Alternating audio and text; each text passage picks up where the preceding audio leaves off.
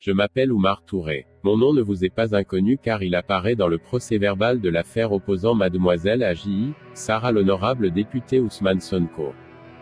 Je ne suis qu'un capitaine de gendarmerie, qui est dans l'obligation de parler au risque de ma vie car à l'impossible, nul n'est tenu. Depuis la fuite du procès-verbal concernant cette enquête, je suis suivi par des individus dont j'ignore la vraie motivation jusqu'à ce qu'on m'apprenne qu'il s'agissait des éléments de la Direction nationale du renseignement sénégalais.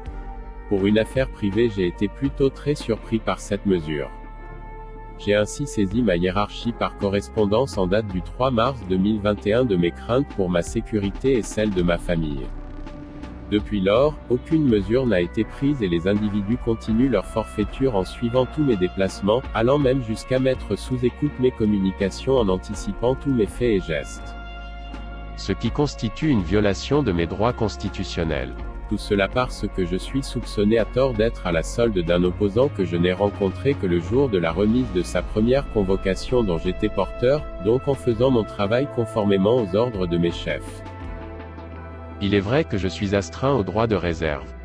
Toutefois, lorsque l'État n'applique pas la réciprocité en respectant ses engagements envers moi, en mettant en danger ma vie et celle de ma famille, je suis en droit de dénoncer et de prendre les Sénégalais à témoin. Je tiens à informer la communauté nationale et internationale que tout ce qui m'arrivera à moi ou à un membre de ma famille sera de la responsabilité exclusive de l'État du Sénégal et de la gendarmerie nationale qui n'a rien fait pour faire cesser la violation de mes droits. Qui ne dit mot, consent, alors je ne peux pas rester inerte face à tout ce qui peut m'arriver dans les jours à venir. Je défie quiconque de produire la preuve matérielle de mon contact avec le député Ousmane Sonko hormis pour le motif cité plus haut. Rien ne justifie qu'on me surveille comme un vulgaire criminel en tant qu'un officier public. Si un officier de gendarmerie peut subir une telle discrimination pour faire plaisir à un individu, je me demande comment le Sénégalais lambda sera traité. Toutes ces personnes qui prennent la fonction comme un gagne-pain, en voulant coûte que coûte se maintenir même s'il faut magouiller pour faire plaisir au chef, doivent prendre exemple sur ce qui m'arrive aujourd'hui. Le jour où vous changerez de camp ou soupçonnez d'être à la solde d'un opposant, vous subirez le même traitement. Par conséquent, je transmets aujourd'hui ma démission au président de la République du Sénégal par voie hiérarchique en renonçant volontairement et d'une manière absolue aux prérogatives attachées à mon grade. Je préfère la fin avec la conscience tranquille que l'opulence en perdant mon sommeil et ma sécurité. Toute ma vie, je me suis battu contre l'injustice et, maintenant c'est moi qui en ai l'objet.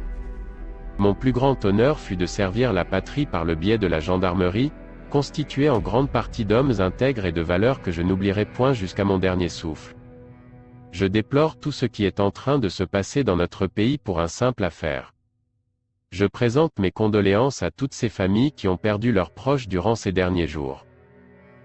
Jeunesse sénégalaise, n'écoutez pas le discours incitateur de ce ministre de l'Intérieur irresponsable, n'écoutez pas non plus le discours endormant de M. Idrissa Seck qui a fini d'être la risée de l'histoire, et n'écoutez pas aussi ceux qui par des mots manipulent l'opinion publique. Regardez plutôt le legs de Cheikh Amadou Bamba, de El Hadj Malick Sy et de Baye Niasse et tant d'autres. Ne demandez pas la démission du président de la République car il a été élu. Attendons l'échéance électorale pour ne pas entacher notre démocratie, mais toutefois, le ministre de l'Intérieur, le ministre de la Justice et le procureur de la République de Dakar doivent démissionner de leurs fonctions. Je tiens à apporter mon soutien à tous ces Sénégalais qui ont perdu un être ou un bien. J'apporte également mon soutien à toutes ces personnes qui ont demandé que justice soit faite dans ce pays. Je remercie le commandant Mbeng et tous mes collaborateurs de la section de recherche. Toutes les personnes avec qui j'ai servi savent que j'aime et je respecte la gendarmerie, mais pas au prix de ma dignité.